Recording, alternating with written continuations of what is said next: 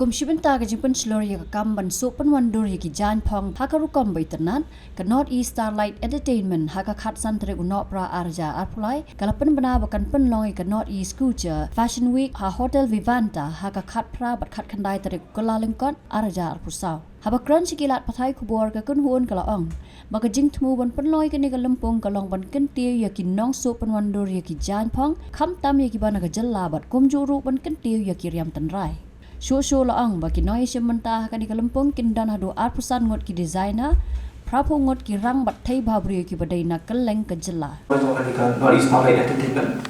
Tiko bang laang ba gila chef kan di diet mah kajan beli. Penyedia kata yo babai.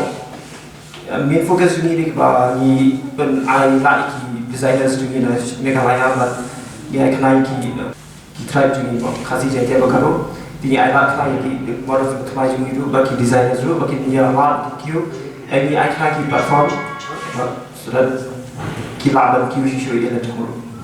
Dia kinok Vivanta ketika fashion show kejongi kilong arpusan ki designer, prapo ki models, but sapu ki makeup artist, but ki hairstylist, and because this region in Meghalaya, Shillong, there is no fashion week happening from many years, or I think this is the first time.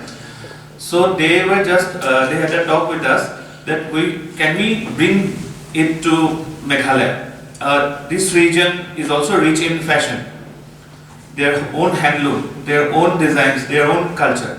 So can we organize a fashion week like other parts of India, other parts of the world they are organizing, so that we can showcase our designs, we can showcase our garments, our northeastern, especially Meghalayan ornaments, garments, every fashion things in a fashion week like other are doing.